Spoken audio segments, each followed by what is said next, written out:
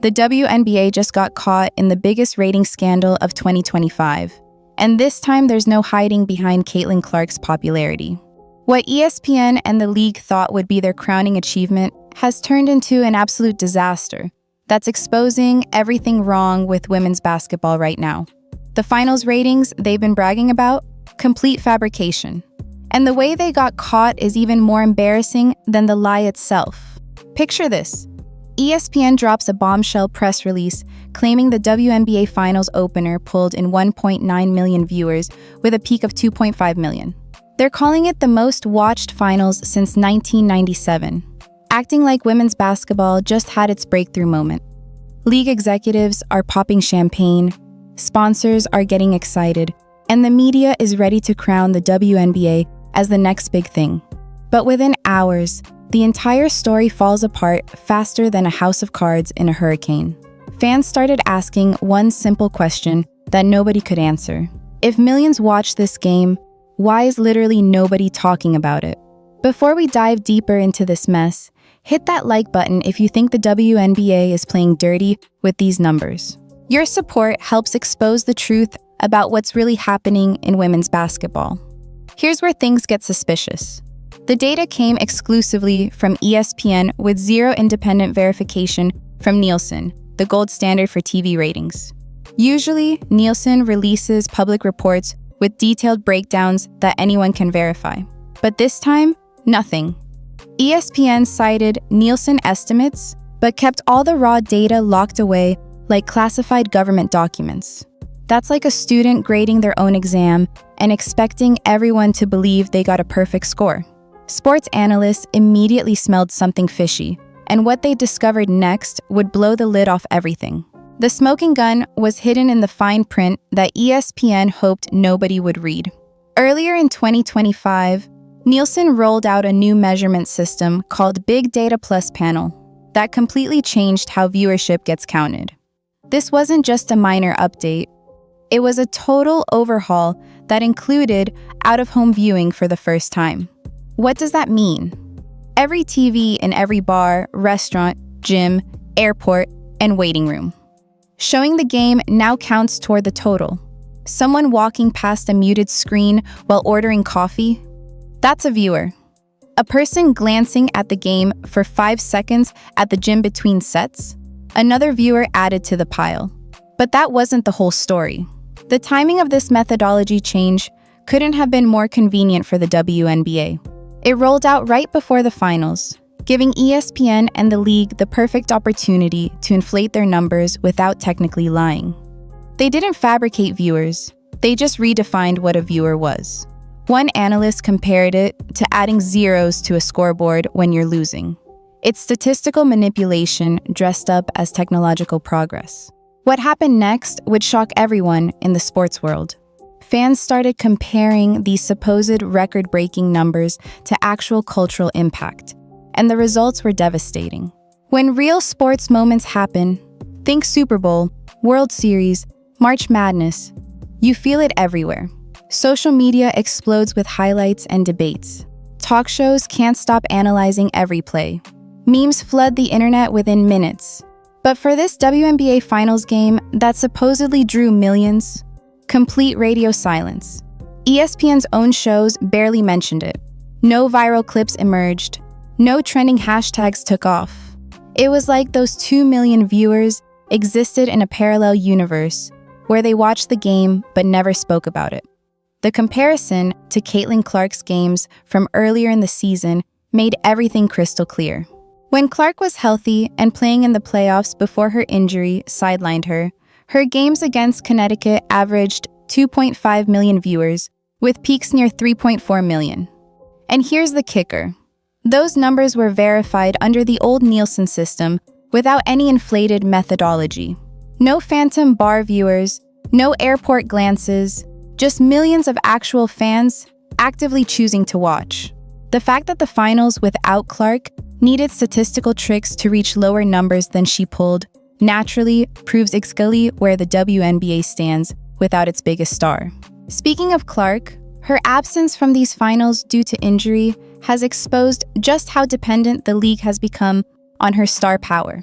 The Indiana Fever's season ended earlier than expected, taking Clark, Aaliyah Boston, and new addition Sophie Cunningham out of the spotlight.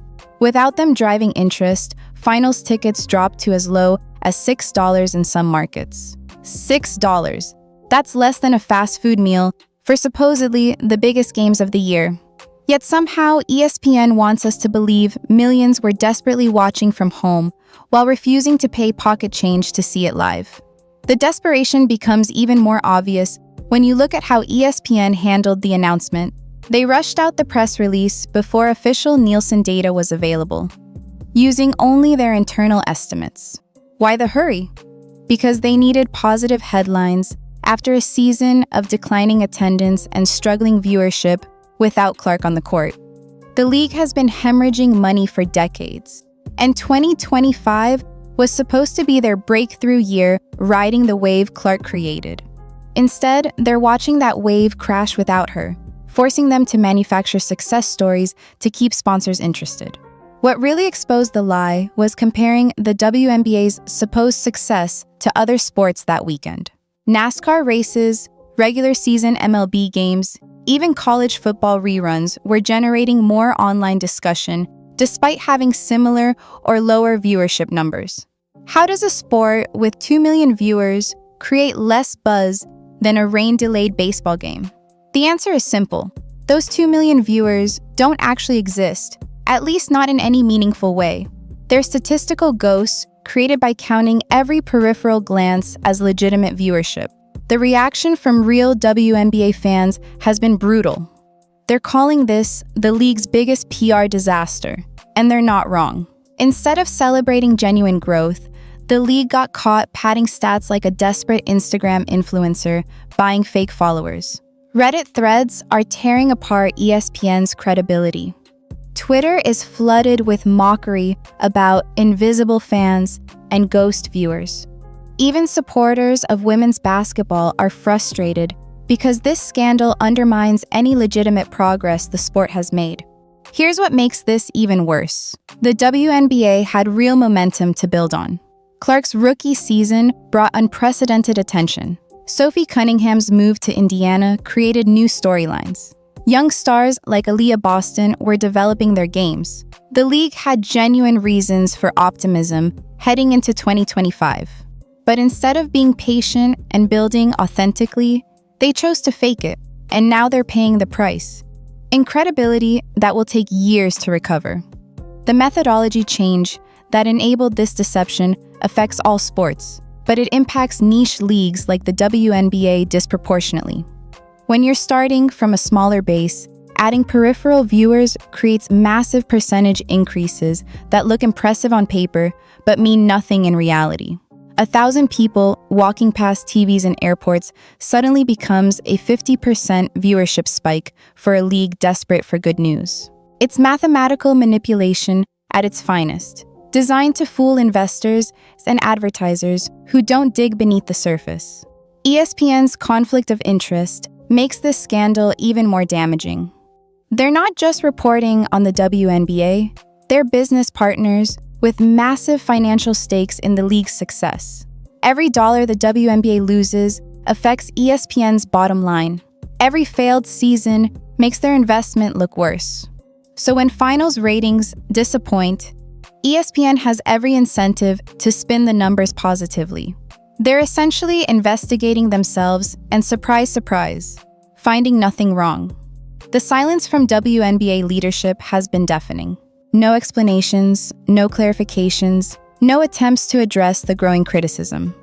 They're hoping this blows over, but the damage is already done. Fans feel betrayed. Sponsors are asking questions. Even players are reportedly frustrated that the league is resorting to tricks instead of focusing on improving the actual product. When your own athletes don't trust your numbers, you've got a serious problem. What's particularly insulting is how this disrespects the genuine fans who do support women's basketball. There are people who passionately follow the WNBA, who buy tickets, who engage online, who care about the sport's growth. By inflating numbers with fake viewers, the league is essentially saying those real fans aren't enough. It's admitting that authentic support is so weak they need to manufacture it. That's not just dishonest, it's insulting to everyone who actually cares. The long-term damage from this scandal could be catastrophic. Once you lose credibility with ratings, everything becomes suspect. Future success stories will be met with skepticism. Sponsorship negotiations get harder when companies can't trust your metrics. Media coverage decreases when journalists know the numbers are unreliable. The WNBA just handed ammunition to every critic who says women's sports can't succeed without artificial support.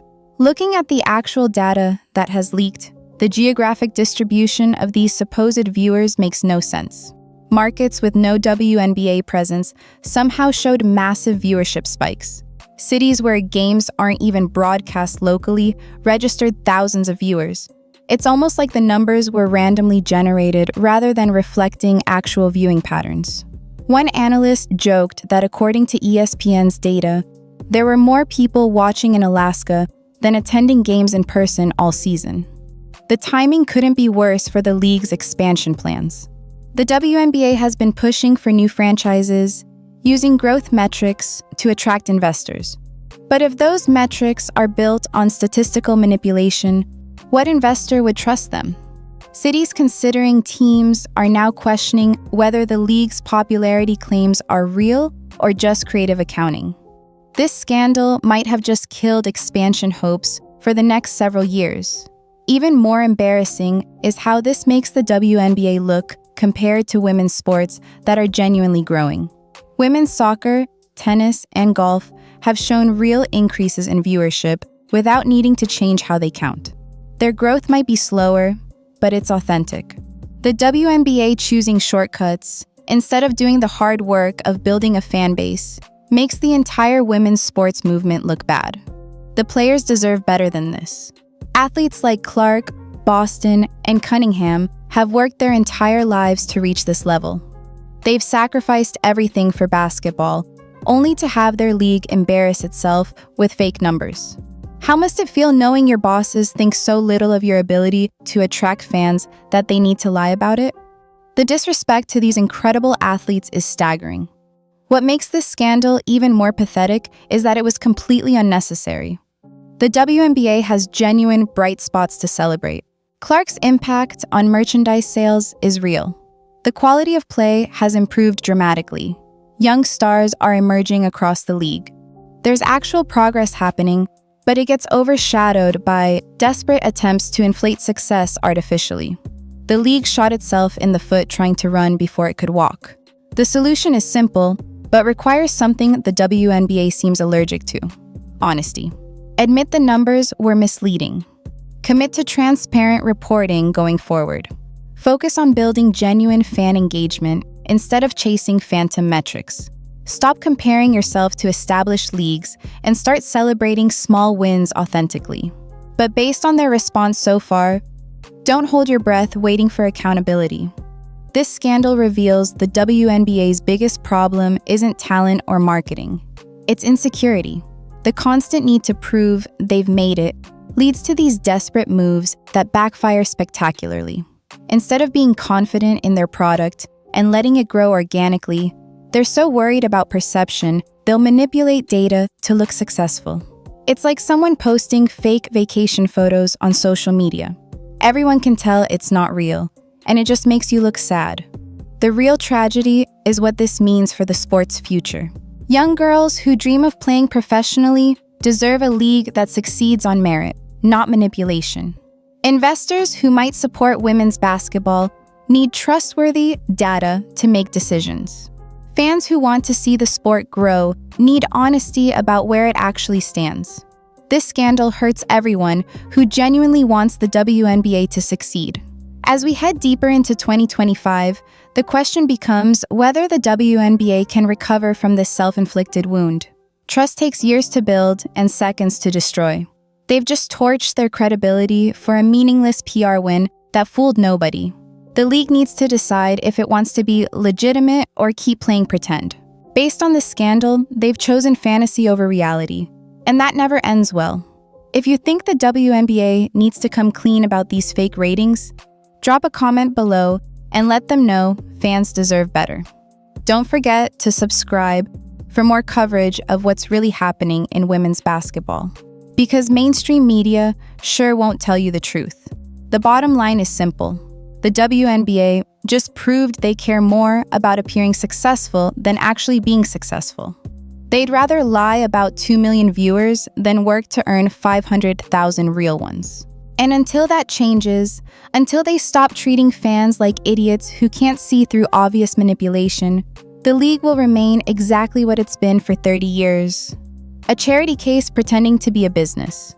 The saddest part? With players like Clark, Boston, and Cunningham, they actually have the talent to succeed legitimately. They just don't have the patience or confidence to let it happen naturally. And that might be the biggest tragedy of all.